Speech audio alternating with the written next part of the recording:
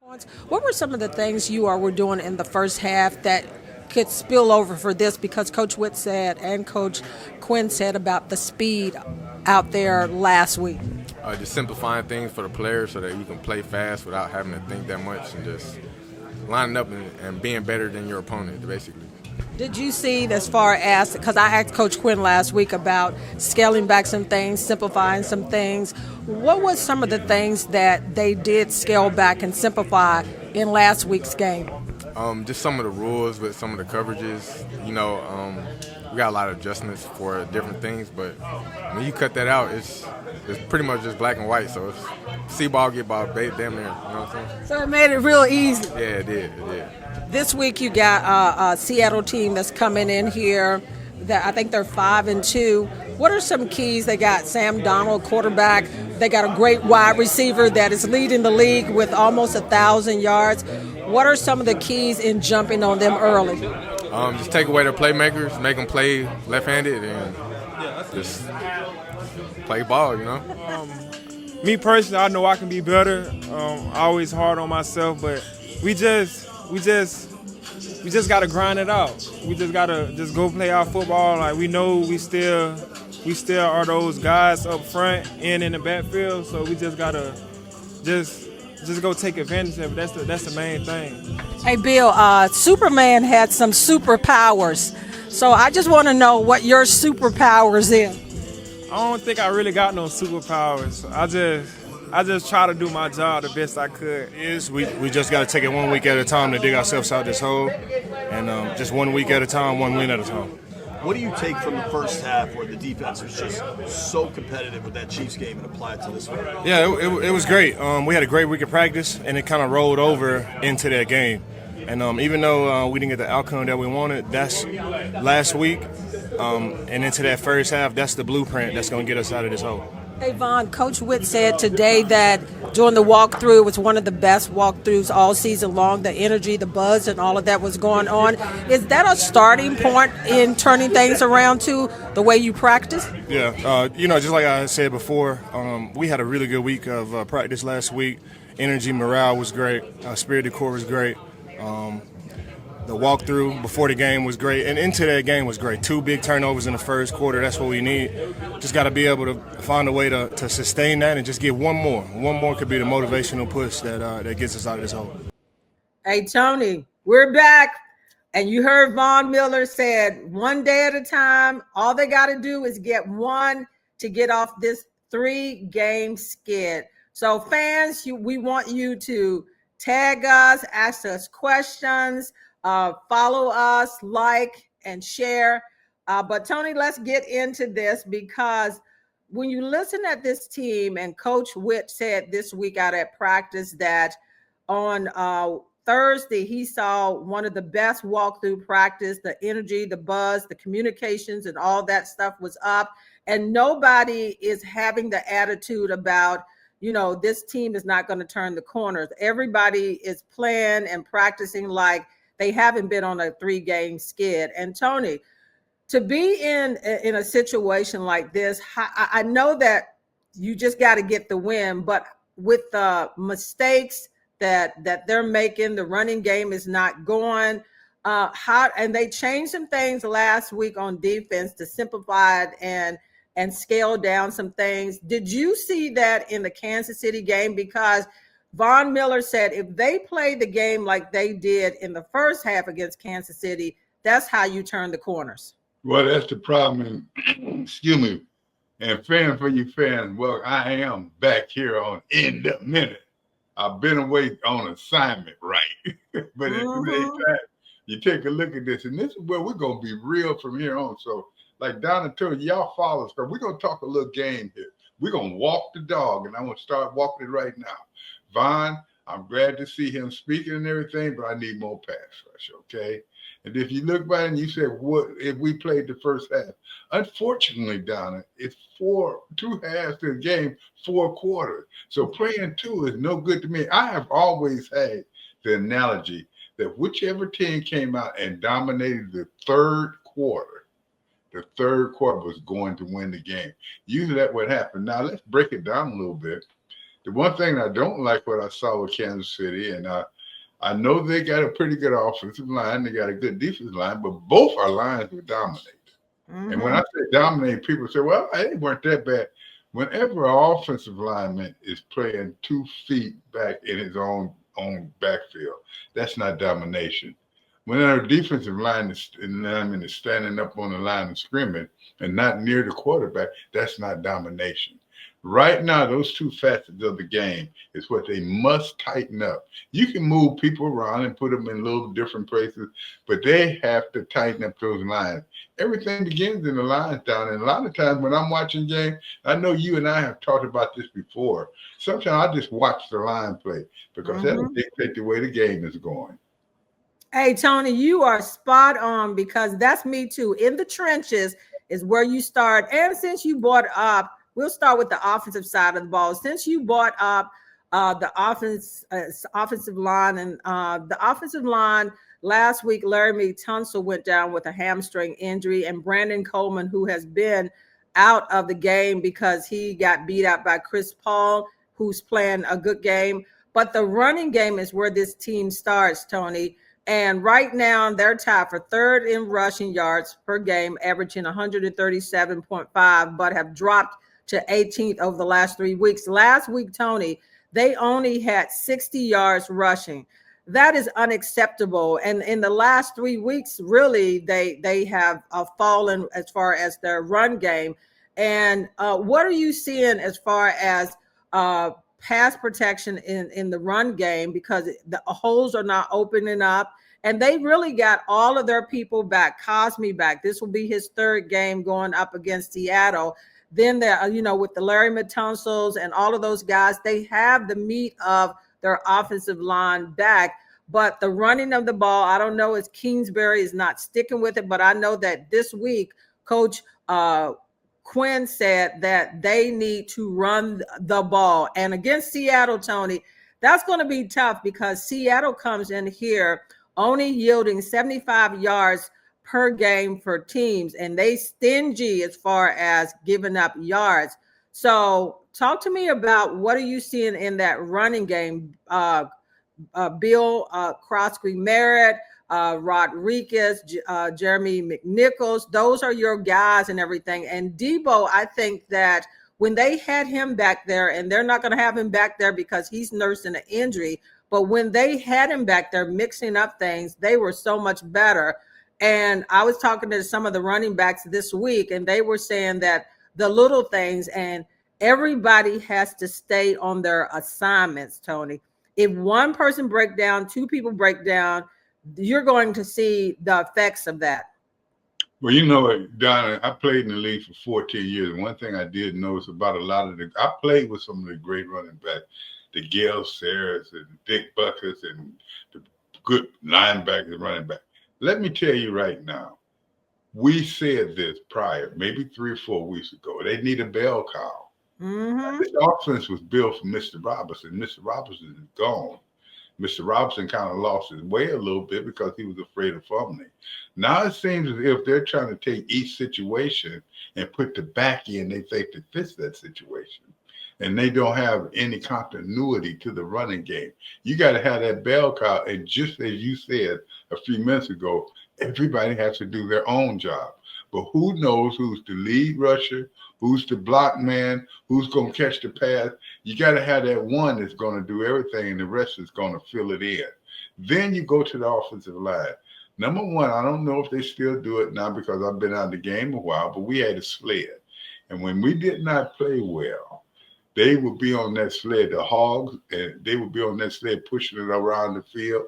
And I saw that in New England when I was there. I don't know if they still use that now, but that gives you the drive, gives you the technique to do what you need to do as an offensive lineman. I look at them, and when an offensive lineman jump up, and when I play defensive line, I'd always do the first thing is run them upfield down there. And I get them scared all the time.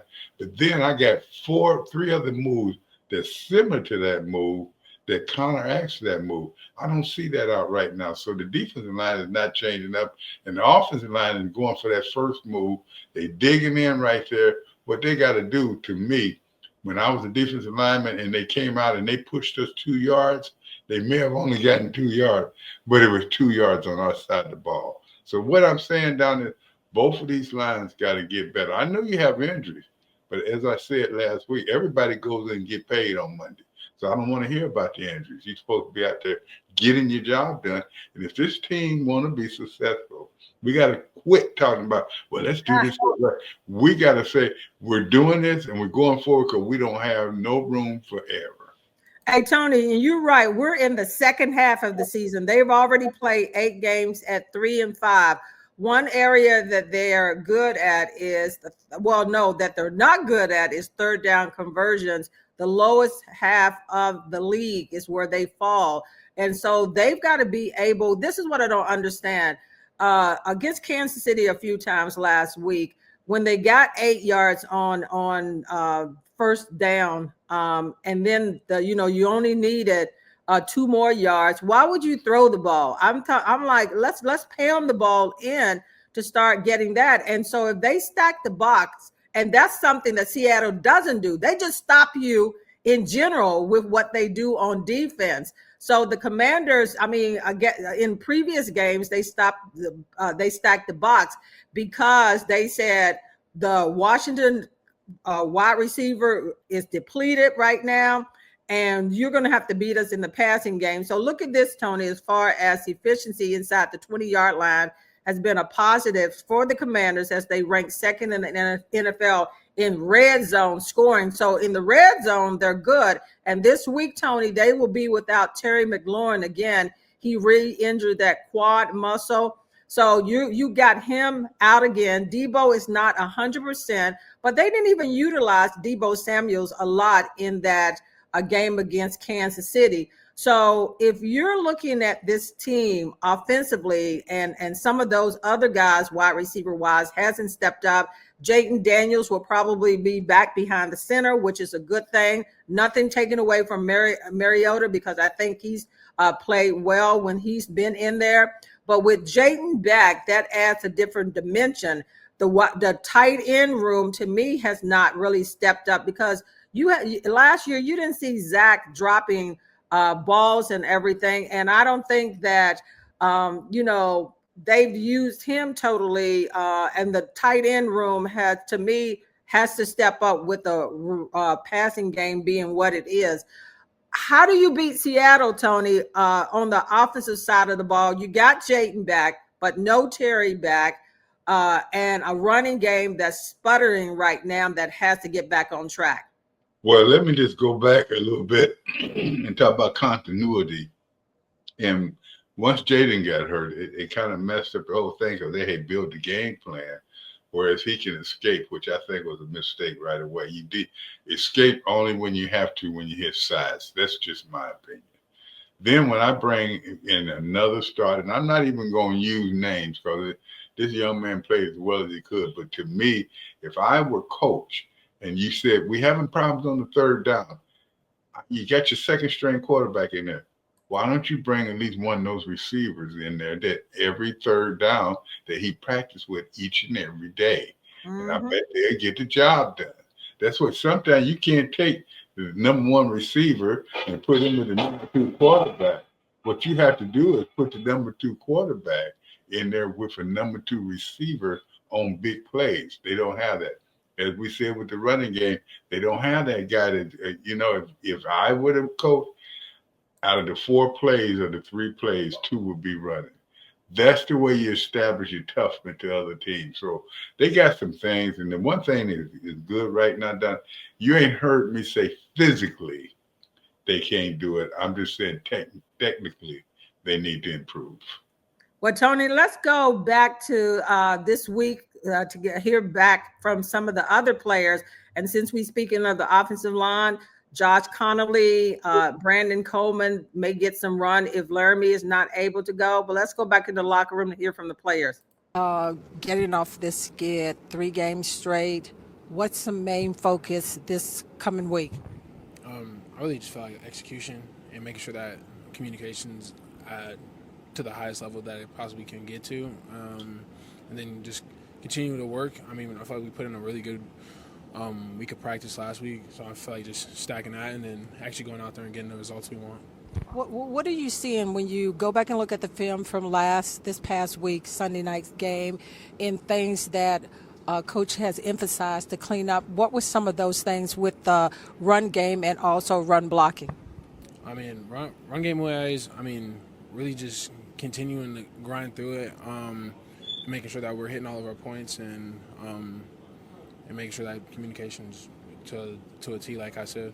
Finding all the little things that we can do to get better because we are a resilient team and, we have a lot of guys that want to win. And so we're going to do what it takes to make things right and go out there and start winning. So, I think we just got to be able to find a way to run the ball when we need to and then obviously counter everything off of that. How did you feel being back out there? It was good, kind of just doing what I do the whole time, this whole week. So I was just preparing like I'm playing, and this week was just the week where I had to step up, which was awesome. A couple plays to get back into it, but at the end of the day, it's just like things I was doing last year, adjusting and then just playing ball. You were comfortable out there, I'm sure, because you were truly back where you belong. 100%. Not where I belong. I want to be able to play everywhere. Obviously, that's something that, I had my hat on, and that was just something that I'm comfortable doing just because of last year. Obviously, have a lot of experience there at the NFL level. So, just kind of stepping back into where I left off. This running game, you've been able to watch this team a little bit, not on the field, by looking on the sidelines. The running game was really solid at the beginning of the year, and now a little skid. How do you see this offense as far as getting it back going on the right track? Even though I think you're third in the NFL, but only 60 yards last week, and you play a team this week that is stingy against the run. That's right. We're an offensive line group, just looking at the offensive line who loves to run the ball, getting dirty, finishing blocks, being nasty, playing the extra step. And then you have running backs the way to do that, run hard. They don't run around the contact, they run through it. Guys who make great reads, make great blocks down the field on the outside. So that's definitely a big part of our game, and we love to do that. Just depends on how we game plan, and just comes down to how we execute that week. When you play a team like Seattle, whose defense stops the run, I think they're averaging only allowing teams 75 yards. How do you, get past that where you can run your game? For sure. They have a great defense, up front. They're stout. They have great athletes, and then even secondary linebacker level. So, it's just about us playing our game. As at the end of the day, what it comes down to when you play football is obviously you have guys that you have to prepare for individually, but as a team, it's just running your scheme and being confident, executing, practicing it, the hell out of it every week to where it's like, at the back of your hand, and then just going out there and playing football. Hey, Tony, like they said, it's about them playing their game, and I don't think that we totally seen them play their game. But let's turn the pages, Tony, to your side of the ball.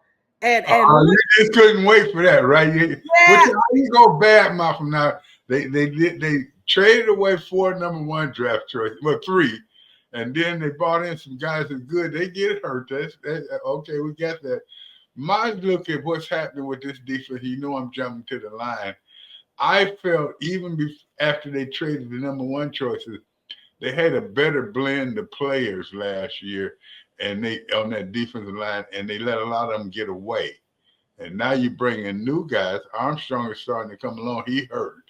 And so now who do you get out there? Who do you put out there that can change the game? I know they want Von Miller, but those days, we don't know if it's over or not, but we're rooting for him. But one thing that they have to do down there, and you can look at this whole team, I don't know if you have to raise their enthusiasm or anything, but your techniques and thought process. Every game is a game within the game. And what you have to always have your own game plan. And that's for each and every player. And if you study your players, study what their tendencies, you can do that. That's the kind of detail they need to start having if they have any thoughts of going to the Super Bowl or the playoffs. We're not even talking about no Super Bowl, Tony. I'm talking about one game win. One game. Okay, look at Seattle. The thing is, Donna, you're right. The one thing, do we know if Seattle is an aberration or is it for real? Some weeks they look like they're unbeatable. The next week they're down and they not get it done. They look like a young, good, upcoming team. The same as we can say the same thing about the Commanders. But when you look at that team, they're a dangerous team. They've won some big games. They lost some easy ones. But these two teams are similar. But if I had to go on a scale right now, Seattle would be a little bit ahead.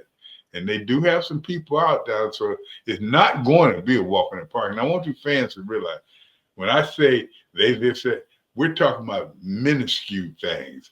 It's only a little bit better here, a little bit better there. That's what pro ball is about. And I tell you, this team is there where if they make the step, they'll make a leap. But they got to make the step first.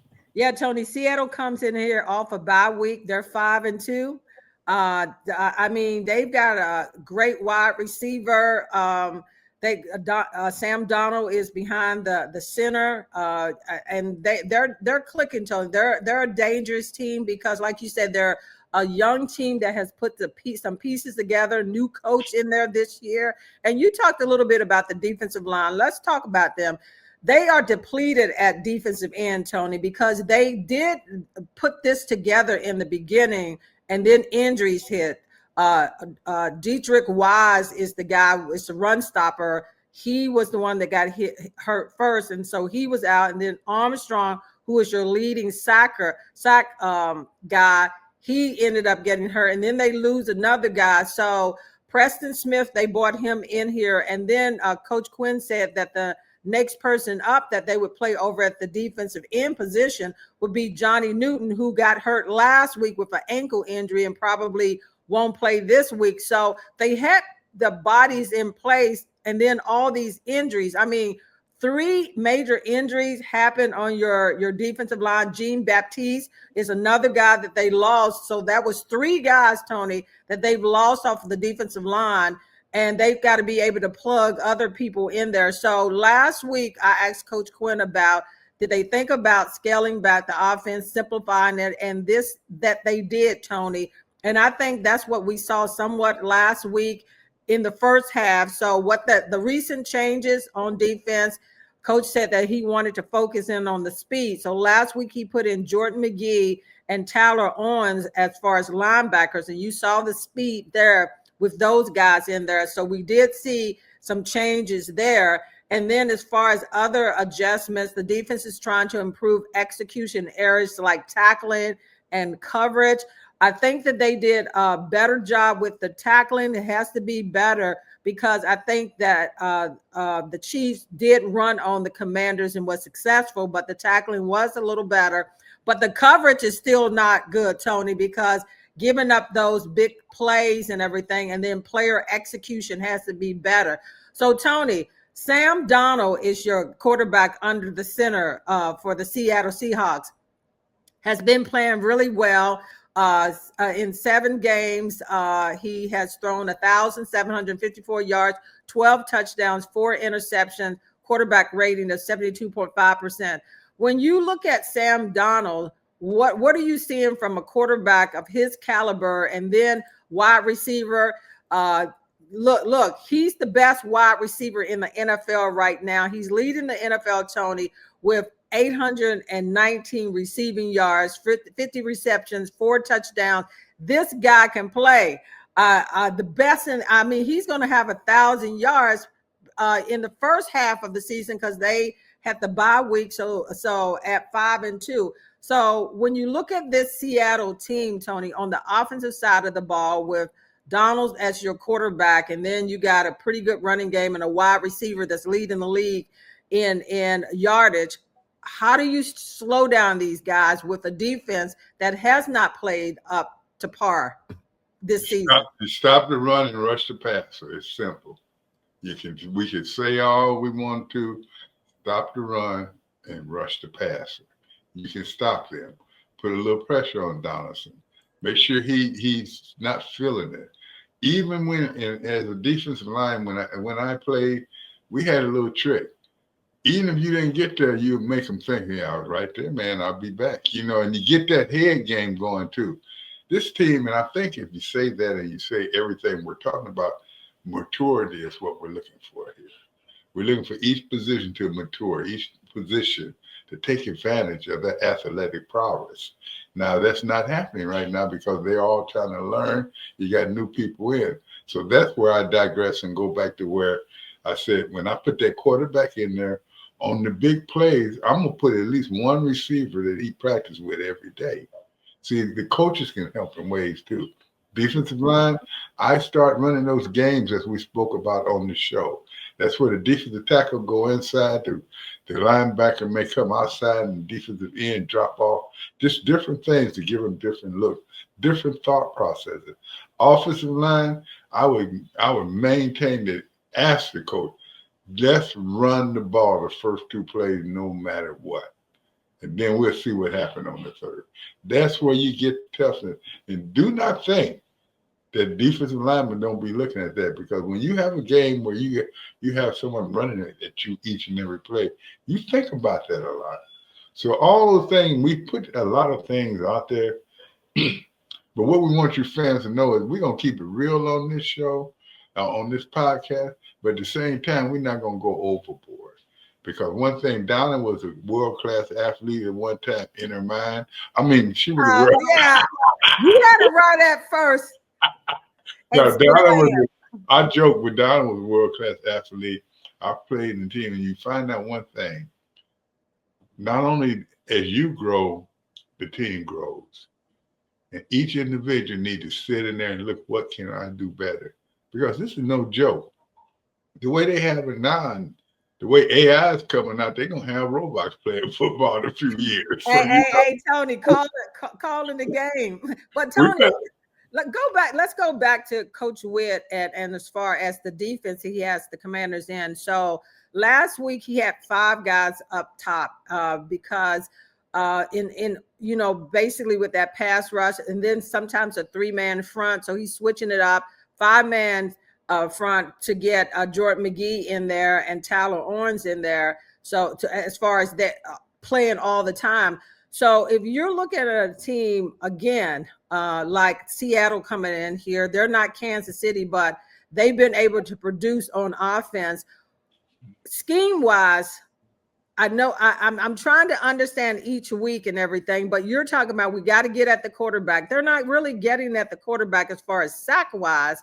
And then the mistakes, you can't make mistakes as far as last week when you hit the quarterback, you had him wrapped up, and then you get a penalty or a late hit, then you get a penalty. You can't have those kind of mistakes because the Commanders can't afford any mistakes on both sides of the ball.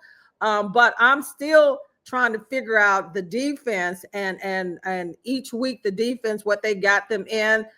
Certain pieces and talking to some of the players when they scale back and everything, they said that it did help because it's like 1, 2, 3. It's not that complicated versus the whole number, all the numbers like the whole alphabets, and you had to figure out all those things. They simplifies everything. So it should be better. The energy, like I said, you could tell that it was there at the beginning of the game, fell off in the second half, and maybe, you can't keep a team like Seattle on the field. Your offense has to be your defense, Tony, and that has not been the case this year because the offense has been sputtering also. So you haven't seen a complete game overall. Then you got a kicker that got hurt before the game started. So they're nursing that, but my concern still is on defense of them putting together an entire game. You start talking about getting to the quarterback. That seems like it's difficult for them. Well, you know why it's different facets of the team struggle at different times. We have gone and talked about the linebackers, and as I said, Wagner is giving it all he got. So just get on up off of him because he's playing. Man, get up off of him. Get off of him. He's playing better than anybody else out there in a lot of ways. 83, I think, leading the team with 83 sacks. Right. Not a sack star. Sacks, I'm sorry, tackles. He got 83 sacks in one year. Hey, look, I wish it was 83 sacks. They got 22 sacks on the year, but he has 83 tackles. We wish that they had 83 sacks. So, that means they're on a 44, 50 sack year, and that's not acceptable in the NFL. They got to bring more pressure than that. And that may be what they're doing. But, one thing I have to say is we can't analyze this team where they'll be in a few weeks, where they were 3 weeks ago and where they are now. But we can see when teams are making the same. As you said, you don't sack the quarterback in a play that really was the pivotal play of the game. Then you throw him down and you make it where you do not get the sack and you get a penalty and you put them in better range. So, those are the kind of things when you're talking championship, you have to look at. You can't be slouching around. You know what? And your coaches shouldn't have to tell you. The one thing I learned about going to Super Bowl, it's a lot on the coaches, but it's a lot on the players, it's a lot on the team, the organization, the fans, and everybody. And that's what we're looking for to get back in here in Washington, because we lost that for a while, and we need to bring that back. And the way you bring that back is you look at each position and how can you dominate it. As when we had the Hogs, and we had the Hogs out there, we still had a defensive line that we had at least 6 or 7 people that had 2 or more sacks. Think about that now. That's a lot of people. One year when Dave Butts had 11, Dexter Manley had 10.5, and I had 10. That's 3 men on the defensive line. Do we see that now? They got 22 together. Got to work on that. You got to change it up. If you got to run games, so what? All that is confusing offensive linemen. And get away from your pride. If you can't beat them one-on-one, beat them as a group. And that's what you had to do. Beat them as a group. That's right. Some games I would blitz them every time I look up, even though I know it's going to hurt me. And that's what I like about that Detroit coach.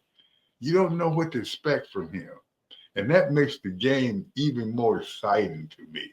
When you go after it on a 4th and 20 and make it, Hey, Tony, he ain't afraid at anything. But Coach Quinn did say this week that they will be aggressive. So they're going to go a lot on 4th down, no matter what people think and whatever. He said they're going to be bold and everything, and they are that. But Tony, this has to be cleaned up. We're talking about defense. When you're looking at being total defense 27th in the league, giving up 372 yards. We're talking about scoring defense. You rank 21st, giving up 24.8 points per game. Rushing defense, 22nd in the NFL, giving up 128 yards, a little over that. And pass defense, 26th in the league. You can't win games being at the bottom with all of these things, and like I said, I know the injuries, but this is where they have to get better. Last week, they got 2 turnovers, but then they turn over the ball, so that nullifies itself. But the unit has forced fewer turnovers, tied for second fewest in the NFL. They didn't do a lot. They didn't get a lot of turnovers last year, but towards the end of the season, they did get that. And the consistency play, Tony, is the key thing right there. That is where the Commanders are struggling.